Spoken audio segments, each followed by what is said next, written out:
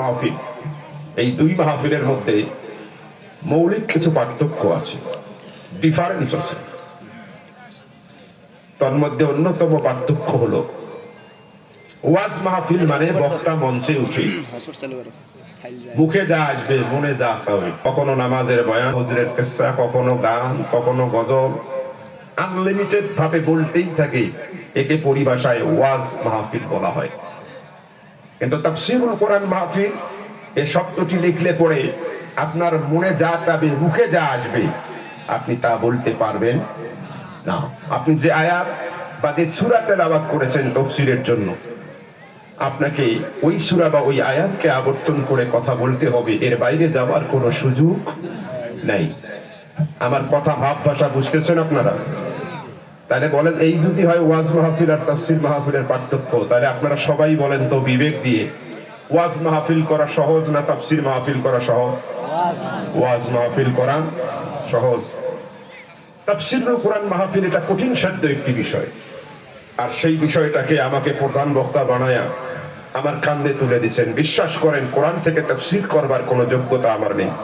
তবে আমার একটাই বিশ্বাস হলো এই, আপনাদের মতন কোরআন প্রেমিক তাওহীদি জনতা, বিশেষ করে এখানের সমবেত উলামায়ে হিজরাত যদি একটু প্রাণ খুলে দোয়া করে দেন, আর মহান মনি বান্দা পাকে গোলাম অদম অযোগ্য নালায়েক পাপাচারকে যদি কবুল করেন, তবে এই তেলাওয়াতকৃত সূরাটি নির্ভরযোগ্য মুফাসসিরে কেরামদের বক্তব্যের নিরিখে তাফসীরের আলোকে নির্দিষ্ট টাইমের ভিতরে উপস্থাপন করবার এক নিরন্তর প্রয়াস আমি চালাবো। একটু দোয়া করে দেন, আল্লাহ পাক যেন তৌফিক দান করে বলেন আমিন। তাফসীর করবার জন্য কিছু মৌলিক নীতিমালা আছে, মাইন্ড করবেন না। আমাদের বাংলাদেশে তাফসীর মাহফিলের নামে যা চলতেছে, 90% তাফসীর মাহফিলে ফাকতালি চলতেছে, তাফালিন চলতেছে। ফাকতালি আর তাফালিন তো রংপুরের মানুষ বোঝা কথা, ফাকতালি আর তাফালিন বোঝেন তো? আমার কি টাকা আমরা 17 বছর, প্রায় 17 বছর বক্তারা কথা বলতে পারিনি। আরে কথা বলেন না কেন? কেন পারি নাই? সভাপতি যিনি ছিলেন হুশেরু, পেটারু, সুদেরু, গাঞ্জারু। আরে কথা বলেন না কেন ভাই? আমার নিজের কথা বলি, সভাপতি বসেছিল এরকম, দেখি গাঞ্জার গন্ধ মুখে এসেছে, আমার নাকে এসেছে না, এরকম হয় নাই বুঝি। আবার যারা সভাপতি ছিল এমন চালাকের চালাক, এসেই হুজুরকে সালাম দিয়ে হাত হ্যান্ডশেক করে কয়, হুজুর আমার পরিচয় নেন, আমি কিন্তু পীরগাছা উপজেলার অমুক দলের সাধারণ সম্পাদক। আরে ভাই, এই পরিচয় দিছে, দেওয়ার সাথে সাথে মৌলবীর কলজের পানি শুকে গেছে। মৌলবী ওয়াজ ঘুরিয়ে দিছে। কি ওয়াজ? যে সাপের চোখ নাই, মুখ নাই, করে না কো ফিসফাস, মারে না কো ঢিসঢাস, তেরে মেরে ডান্ডা করে দিব ঠান্ডা। তো মেরে দোস্ত আর বুজুর্গ, আল্লাহর হুকুম মানা, নবীর তরিকায় চলা, দুনিয়াও শান্তি, আখিরাতেও শান্তি। জাত পাশা পগজ এই ওয়াজ করে চলে যায়। আরে কথা বল না কেন ভাই? 17 বছর পর আল্লাহ পাকের বিশেষ অনুগ্রহ রয়ে জাতির উপরে 5ই আগস্টের ঐতিহাসিক মহান বিপ্লবের পরে পট পরিবর্তন হল। আমরা বক্তারা স্বাধীনতা পেলাম, কথার স্বাধীনতা। আর এই স্বাধীনতার নামে আমরা বক্তারা এসে তাফসীরের কোন মূলনীতি না মেনে 5ই আগস্ট বিপ্লবের সময় যে আম্মা জান ভারতে পালায়া গেছে, মা গেছে পালায়া, সওয়াল গুলো এতিম হয়েছে কি হয় নাই? আরে ভাই কথা বলেন না, হয় নাই? তো এতিম সওয়াল গুলো জ্বালা আছে না নাই? দুঃখ আছে না নাই? ওরা ঘুমাইতে পারে না, চিন্তা করে কি করলাম, হিসাব তো বলে না, থাকবো 41 সাল, 24-এ সব গোলমাল। আরে কথা কয় না কেন? এই জন্য ওরা ঘুমাইতেও পারে না, হিসাব মিলাইতেও পারে না। তাম্বুলপুরে মাহফিল শুরু হয়েছে, চিন্তা করে যাক 16 বছর তো কম অকাম দুকাম করে নাই, যাই দেখি আল্লাহর কালাম একটু শুনি, কি কয় হুজুরেরা। আসছে, এসে মাহফিলে ঢোকার আগে ওই চায়ের দোকানে বসে একটু চা খাবে, আর বক্তা আসিয়া 180 মাইল বেগে পালাটি আম্মাজানের 14 গোষ্ঠীর নাম ধরি গালাগালি শুরু করছে। বলেন, ওই এতিম সাওয়াটার দুঃখ বাড়ছে না কমছে? ও কি আরো মাহফিলে আসবে? যদিও 3টে বিড়ি খাইতো 6টা বিড়ি লাগাবে। ওখান থেকে উঠে বাড়ির দিকে যাবে, আসমানের দিকে তাকাবে, চোখের পানি টলটল করবে, আর মনে মনে করবে এই দিন সেই দিন না, যদি আল্লাহ দেয় আমার ঘরের দিন আসবে। বলেন এই বক্তব্য দিয়ে ইসলামের উপকার হলো না ক্ষতি হলো? ক্ষতি হয় নাই? আমি অনুরোধ করি এই তাফসীর মাহফিলকে রাজনৈতিক কোন দলের ব্যানার বানাবেন না। কথা কই না? জামাতে ইসলাম মনে করেন না যে তাফসীর মাহফিল আপনাদের একা। যারা চরমনাই করেন তারাও এই কথা মনে করবেন না, কারণ এই কোরআন শুধুমাত্র জামাতে ইসলামীর ভাইদের জন্য আসেনি, তাবলীগের জন্য আসেনি, কওমিয়া আলিয়াদের জন্য আসেনি, ইসলামী আন্দোলনের জন্য আসেনি। এই কোরআন এসেছে আওয়ামী লীগ, বিএনপি, জাতীয় পার্টি, জামাত, চরমনাই, শর্ষিনা, ফুরফুরা, আলিয়া, কওমি, সোনাকান্দা, আড়াইবাড়ি, আক্রোশী, এমনকি হিন্দু, বৌদ্ধ, খ্রিস্টান সব শ্রেণীর মানুষকে হেদায়েত দেওয়ার জন্য আল্লাহর পক্ষ থেকে জান্নাতি এক সংবিধান। চিৎকার মেরে বলুন আল্লাহু আকবার। সুতরাং এই মাহফিল সব মানুষকে হেদায়েতের পথে আহ্বানের এক মাহফিল, সার্বজনীন মাহফিল। এখানে গালিগালাজ করে লাভ নেই।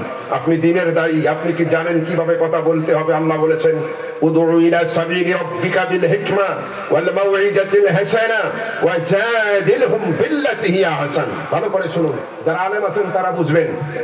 বৃদ্ধবাদী ইসলামের বিপক্ষ শক্তি, তাদের বিরুদ্ধেও যদি তুমি ঝগড়া করো তাহলে হতে হবে কি? আল্লাতি হিয়া আহসান। এই যে হিয়া হাসানা বলে নাই, আহসান সুপারলেটিভ ডিগ্রি, মানে এমন পাওয়ারের শব্দ আল্লাহ দিয়েছে যে তুমি এমন শব্দ ব্যবহার করবে, ঝগড়াটা এমন ভাবে করবে, তোমার ভাষা চয়ন, তোমার শব্দ ভঙ্গি, তোমার ভাষার উৎক্ষেপণ ওই বৃদ্ধবাদীরা দেখে যেন তারা নিজের ভুল বুঝতে পারে, বাতিলকে তালাক দিয়া তোমার ইসলামের দলে চলে আসতে বাধ্য হয়ে যায়। চিৎকার মেরে বলুন আল্লাহু আকবার। আমরা এটা করি না। আমরা বক্তারা পাকিস্তান শুরু থেকে শেষ পর্যন্ত গালাগালি চলে।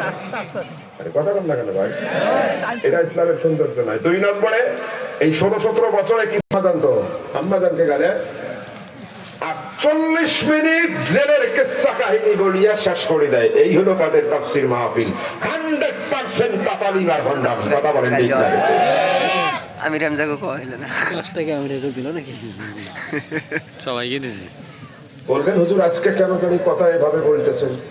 আলেমরাই বলবে কোন সিচুয়েশনে কি কথা বলতে হয়, এটা আলেমরাই জানে। আল্লাহ বলেন হাল ইয়াসতাবিল্লাযিনা ইয়ালামুন ওয়াল্লাযিনা লা ইয়ালামুন। যারা কোরআনের জ্ঞানে জ্ঞানী আলেম আর যারা কোরআন সম্পর্কে জানে না, কোশ্চিনকালেও তারা সমান হতে পারে না। আল্লাহ বলবেন যে হুজুর কোরআনের তাফসীর করার মূলনীতি কি? বলবো শোনেন।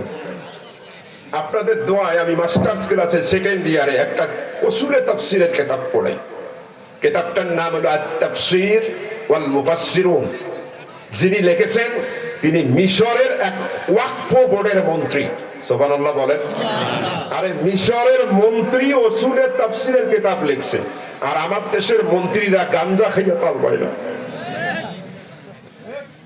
কথা কই না? গাঞ্জা খায়, কপাল পড়া যত্ন। উনি লেখেন এক মেয়ের বিয়ে ছাড়া যদি সওয়াল হয়, আমি রংপুরি ভাষায় আজকে কথা বলবো, অসুবিধা আছে আপনাদের? এক মেয়ের বিয়ে ছাড়া যদি সওয়াল হয়, বলেন তো সমাজ এবং ধর্মের চোখে এই সওয়ালটা বৈধ না অবৈধ? অবৈধ। আমাদের রংপুরি ভাষায় কয় জাদুয়ে সওয়াল। সে যত বড় ভাইরাল বক্তা হোক, তার ডাকে যত লাখ লোক জমা হোক, মান ফাসসারা ফিল কোরআনে বিরাইহি, এটা অবৈধ তাফসীর। আর এই অবৈধ তাফসীর করতে গিয়ে ফাকাদ আসাবা ফাকাদ আখতা, সে বক্তা যদি কোরআনের হক কথাও বলে, রাসূল বলে, সে পাপ করলো। আর এই পাপী বক্তা জাহান্নামী হবে। বক্তা যদি জাহান্নামী হয়, শ্রোতা সেলসেলাইয়ে জান্নাত যাবে। আরে কথা বলেন না কেন? জাতিকে আজকে বিভ্রান্ত করা হয়েছে। আপনি স্বীকার করুন আর না করুন, বাংলাদেশে তাফসীরুল কোরআন মাহফিলের তরজুমান যিনি শহীদ মরহুম মাগফুর আল্লামা দেলওয়ার হোসেন সাঈদী রাহিমাহুল্লাহ, এই ব্যাপারে কারো কোনো ডাউট নেই।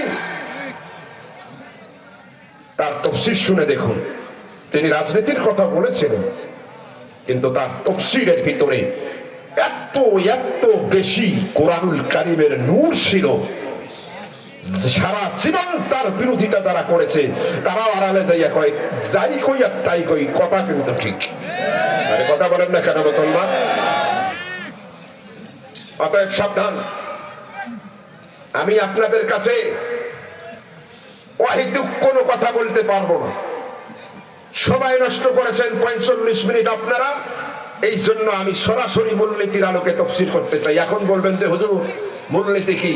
অনেক মূলনীতি, তার মধ্যে 1 নম্বরের মূলনীতি হলো যেই আয়াত বা যেই সূরা আপনি তাফসীর করবেন সেই আয়াত বা সূরার যদি শানে নজুল থাকে, কোন কারণে আয়াত নাজিল হয়েছে, সূরা নাজিল হয়েছে, মাস্ট বি আপনাকে এটা বলতে হবে, না হলে কোরআনের তাফসীর মোকাম্মল হবে না। কথা বলেন। বাংলাদেশের বক্তাদেরকে বলবেন আপনি যে মুফাসসির শানে নজুল কারে কয়, কয়টা শর্তে একটা আয়াতের শানে নজুল হয়? পায়জামা নষ্ট হয়ে যায় বলে ওদের এত লোক যে দৌড়ায়, কারণ শ্রোতা যে মানের হবে বক্তাও সে মানের হবে। কথা হয় না? আমার দিকে তাকান, কোন লোক উঠবেন না এখন থেকে 15 মিনিট। আমি এই সূরার তাফসীর, যেই সূরাটা তেলাওয়াত করছি এটা কোরআনুল কারীমের 99 নম্বর সূরা। সূরাটার নাম সূরাতুজ জিলজাল, কোরআনুল কারীমের 99 নম্বর সূরা।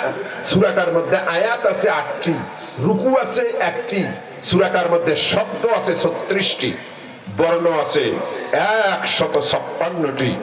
মাশহুর উলামায়ে কেরামের মতে সূরাটা নাজিল হয়েছে মদিনায়। চিৎকার মেরে বলুন আল্লাহু আকবার। কেমনে নাজিল হলো? হাফিজুল হাদিস আল্লামা জালালউদ্দিন সৈয়দী আশ-শাফী রাহমাতুল্লাহ আলাইহি তার জগৎ বিখ্যাত কিতাব, যেটা আমি মাস্টার্স ক্লাসে প্রথম বর্ষে পড়াই, 21 বছর থেকে পড়াচ্ছি, কিতাবটার নাম হলো লুবাবুন নুকুন ফি আসবাবিন নুজুল। উনি লেখেন, আপনার আমার কলিজার টুকরা নবী মক্কা থেকে মদিনায় হিজরতের 2 বছর পরে, এশার নামাজের পরে, বলেন কোন নামাজের পরে? কয় বছর পরে? 2 বছর পরে মদিনার গিরিপথ দিয়ে হাঁটতেছেন। গিরিপথ কারে বলে? দুই পাহাড়ের মাঝখানের চিকন রাস্তা, সরু রাস্তা, আটো রাস্তা। কথা কি বুঝতেছেন আমার? রাসূল একা একা হাঁটতেছেন মুফাজাতাতান, সাডেনলি, হঠাৎ করে 10 থেকে 12 জন ইহুদি আর খ্রিস্টানদের তাগড়া যুবক, বলেন তো ইহুদি খ্রিস্টান মুসলমানের বন্ধু না শত্রু? সবাই বলেন জাত শত্রু। এরকম তাগড়া যুবকেরা হাত ধরে পরস্পরে মানব ধর্ম তৈরি করে দিল, ব্যারিকেড দিয়ে দিল, রাসূলের পথকে আটকিয়ে দিল। সাহসের মূর্ত প্রতীক নবী এতটুকু ভয় পায় নাই। রাসূলুল্লাহ জিজ্ঞেস করলেন, লেমা সাদাতুন ইয়া মাশারাশ শাবাব মিনাল ইয়াহুদ ওয়ান নাসারা, এই ইহুদি নাসারার যুবকেরা আমার পথ আটকাইছো কেন? আমাকে যেতে দাও। আবু বকর, ওমর, ওসমান, আলী রাদিয়াল্লাহু আলাইহিম আজমাইন আমার জন্য মসজিদে নববীতে অপেক্ষমান, জরুরি মিটিং আছে। ওই যুবকদের যে লিডার ছিল আমার দিকে তাকান, রাসূলুল্লাহর একেবারে মুখোমুখি আসছে, এসে বলতেছে, আব্দুল্লাহ পোলা, আমরা তোমাকে হত্যা করবার জন্য পথ আটকাই নাই। বলে তাহলে কেন আটকাইছো? বলে আমাদের এই যুবক মনে আকাশের বিশাল শূন্যতার মতো জটিল আর এক কঠিন প্রশ্ন আছে। এই প্রশ্নের জবাব সাধারণ কোনো পাবলিক দিতে পারবে না। একজন নবী ছাড়া তুমি যদি সত্যিকারের নবী হয়ে থাকো, আল্লাহর কাছে গোপন যোগাযোগ করে প্রশ্নের জবাবটা দিয়ে দাও। জবাব যদি অ্যাপ্রোপ্রিয়েট, একুরেট হয়ে যায়, আমরা এই যুবকেরা তোমার হাতে হাত রেখে তাওহীদের কালেমা পড়ে তোমাকে শ্রেষ্ঠ নবী মেনে আমরা মুসলমান হয়ে যাব। বলেন সুবহানাল্লাহ। আমার নবী ছিলেন সাহিবুল হিকমা, প্রজ্ঞাবান ব্যক্তি। তিনি চিন্তা করলেন, একটা প্রশ্নের জবাব দিলেই যদি এতগুলো তাগড়া যুবক মুসলমান হয়, তাহলে এত জিহাদ করার দরকার কি? তা আমি প্রশ্নটার জবাবেই দেই, চেষ্টা করি। বলে কি তোমাদের প্রশ্ন বলো? ভাই আমাদের প্রশ্ন হলো, তুমি যে দাবি করো এই দুনিয়া নাকি ধ্বংস হইয়া কিয়ামত হবে, এই দুনিয়ার মাটি কেমনে ধ্বংস হবে, এই দুনিয়ার পাহাড় পর্বত, তরুলতা, গাছপালা, এই দুনিয়ার চন্দ্র সূর্য গ্রহরাজি গ্যালাক্সি বেলাখন, এগুলো কেমনে ধ্বংস হবে? ইম্পসিবল, লা মুহালাতা, অসম্ভব, এগুলো তো ধ্বংস হওয়া সম্ভব নয়। তারপরেও তোমার দাবি অনুযায়ী এগুলো যদি ধ্বংস হইয়া কিয়ামত হয়, আমাদের প্রশ্ন হলো, মাতা তাকুমুস সাআ ওয়া কাইফা, কখন কিভাবে কিয়ামত হবে? নবী হয়ে থাকলে আল্লাহর কাছে গোপন যোগাযোগ করে জবাব দাও। জবাব 100 মিলে গেলে এখনই তোমার হাতে হাত রেখে তোমাকে শ্রেষ্ঠ নবী মেনে আমরা মুসলমান হয়ে যাব। এবার বুঝে থাকলে বলেন সবাই, প্রশ্নটা সহজ ছিল না কঠিন ছিল? আসতে কন্টেন সবাই বলেন কঠিন। ওখান থেকে আওয়াজ যত দিবেন এখান থেকে ভালো রেসপন্স পাবেন, ওখান থেকে আওয়াজ কমে যাবে। আমারও মন্ত্র মুখস্থ আছে, ওয়া আখিরু দাওয়ানা আলহামদুলিল্লাহি রাব্বিল আলামিন। এই সহযোগিতা করতে রাজি আছেন? আমি আগেই বলছি, আমি অন্য বক্তাদের মতো না, রেসপন্স ওখান থেকে আসবে, এখান থেকে হবে। আমার ক্লাসে একজন এরকম উনি ঘুমাইলেই ওর কান ধরে বের করে দিই। এই পীরগাছারে একটা ছেলেকে বের করে দিয়েছিলাম, এখন এক প্রবাসও হয়েছে, এক প্রবাসও হয়েছে। সে নাম বললে চিনবে, প্রবাসও হয়ে গেছে সে। এই জন্য খুব মনোযোগ দিবে। আমরা ভাই পিছনে কেন এত হাঙ্গাম কেন? এরা কারা? কারা পিছনে ছোট ছোট বাচ্চা, মহিলা প্যান্ডেল কোন জায়গায় করছে? এই জন্য তো ঝামেলা, সাইডে করছে। আমার দিকে তাকান, কষ্ট লাগতেছে আপনাদের? বলেন প্রশ্নটা সহজ ছিল না কঠিন ছিল? চা তো চাই নেই, এই তো ডিস্টার্ব করে। চা আমাকে খাওয়াইলে সবাইকে খাওয়াইতে, এই চা নিয়ে বক্তার ঘরে আর এক ফাইলে নিয়েছে। কিরকম চা? এরকম চা দিয়া কয় জিকির করেন লা ইলাহা।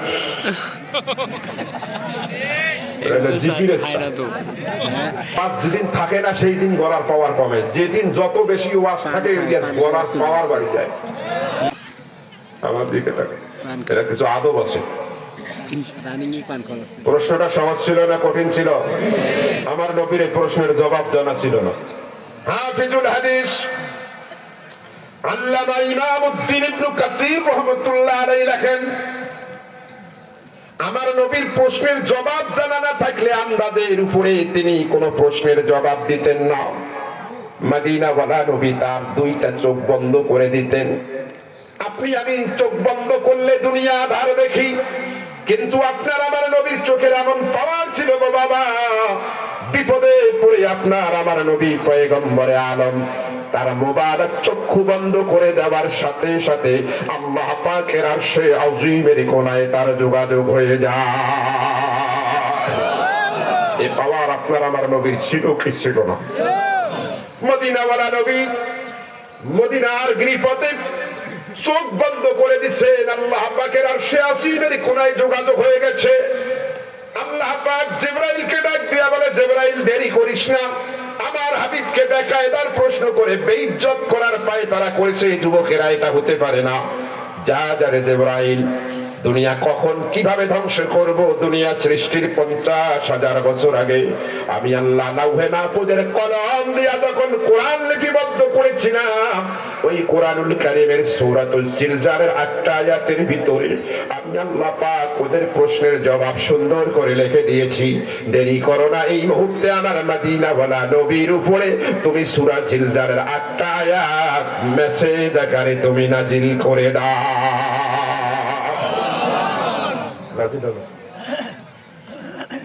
ঠকছেন আপনারা অনেক বেশি।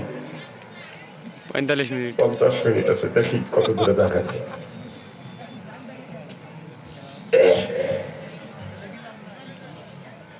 আল্লাহর নবীকে আল্লাহ ডাক দিয়ে কয় জিবরাইলের মাধ্যমে, নবী চোখ খোলেন। আল্লাহু আকবার বলেন না? মাথা তোলেন, কোরআন দিয়া কাফেরের প্রশ্নের জবাব দেন। আপনি বলেন অবশ্যই এই দুনিয়া ধ্বংস হয়ে কিয়ামত হবে। কখন? আমার আল্লাহ বলেন ইদা সুলসিলাতিল আরদু সিলসালাহা ওয়া খরাজাতিল আরদু আথqalaha ওয়া ক্বালাল ইনসানু মা লাহা।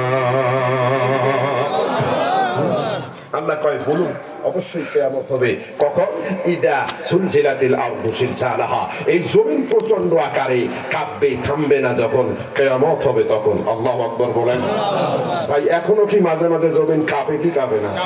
কাঁপতেই থাকে না, থাম যায়। কিন্তু কিয়ামত যেদিন হবে কাঁপা শুরু হবে, ধ্বংস না হওয়া পর্যন্ত থামবে না। বলে হুজুর এটা কখন হবে হুজুর? আল্লাহর নবী বলছেন হাদিসের মধ্যে, আল্লাহ পাক একদিন হঠাৎ করে ইসরাফিলকে ডাক দিয়ে বলবেন, ইসরাফিল এই সুঙ্গায় ফুমা। প্রথম ফু যখন দেবে তখন এইরকম কাঁপুনি শুরু হবে। কাঁপুনিটা কত মারাত্মক হবে, আয়াতের পরের অংশে আল্লাহ বলেন ওয়া আখরাজাতিল আরদু আতকালাহা, জমিন এত জোরে কাঁপবে, প্রচন্ড কাঁপুনি আর ঝাঁকুনির কারণে এই সাতবক মাটির নিচে সোনা দানা মণি মুক্তা হীরা জহরত কাঞ্চন মার্বেল পাথর যত মূল্যবান পদার্থ আছে একটাও মাটির নিচে থাকতে পারবে না। সব প্রচন্ড কাঁপুনি আর ঝাঁকুনির কারণে মাটির তলদেশ থেকে বের হইয়া মাটির উপরে পড়ে থাকবে। আল্লাহু আকবার বলে। وقال الإنسان ما لها, কাফের মুশরিক বেঈমান নাস্তিক বারাক ওবামা, ট্রাম্প, আং সুচি, নরেন্দ্র মোদী, মুরগি শাহরিয়ার কবির, মোসারু জাফর ইকবাল, এরা ঘর থেকে বের হবে, বের হইয়া দেখবে সোনা দানা আঙ্গিনায় পড়ে আছে মাটির মধ্যে। তারা বলবে এই মাটি কি হয়েছে, এত কাঁপিস কেন? এগুলো যে ঘরে নিতে পারতেছি না। প্রশ্ন করতে পারেন হুজুর আমরাও তো আরবি জানি, আপনি তর্জমা করলেন মানে ওয়া মানে এবং কলা মানে বলবে, আল ইনসানু মানে মানুষেরা বলবে, ইনসান মানে কি? আর মানুষের জায়গায় আমি বলছি কাফের মুশরিক বেঈমান নাস্তিক বারাক ওবামা ট্রাম্প আং সাং সুচি। আরে কথা কম না কেন?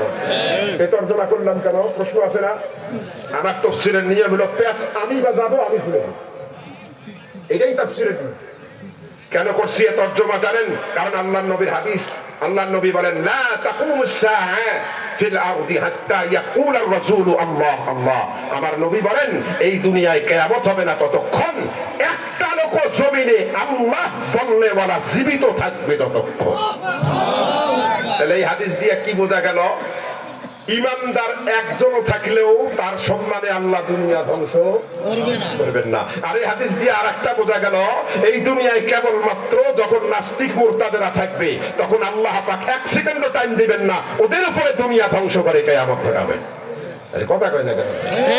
অথচ এই 16-17 বছরে আমরা দেখবেন সাংবাদিক সম্মেলন শুনেছি কি, প্রিয় দেশবাসী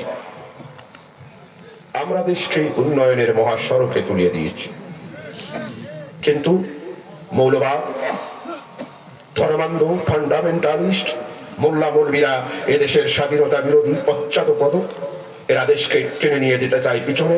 এই মোল্লা মৌলবীরা না থাকলেই দেশ আমেরিকার চেয়ে অনেক আগে উন্নত হতো। আরে কথা কর না কেন? মানে বুঝাইতে চাইছে মোল্লা মৌলবীরাই ভেজাল, থাকার কারণে দেশ আগায় না। কিন্তু এই বেকুবের জাতিরা জানে না, ওরা বৈধ অবৈধ ভাবে দেশে যা কামাইছে বিদেশে যা পাচার করেছে, এক সেকেন্ডের 70,000 ভাগের 1 ভাগ আল্লাহ টাইম দিত না যদি এই দুনিয়ায় মোল্লা মৌলবী নিমানদারেরা না থাকতো। কথা বলেন ঠিক না বেঁচে? ওরা বেশি আসলো ওদের জন্য। ওই গ্রামে কি কথা আছে, যার জন্য খাইলা চিনলি সেই মোল্লা চিনলি না।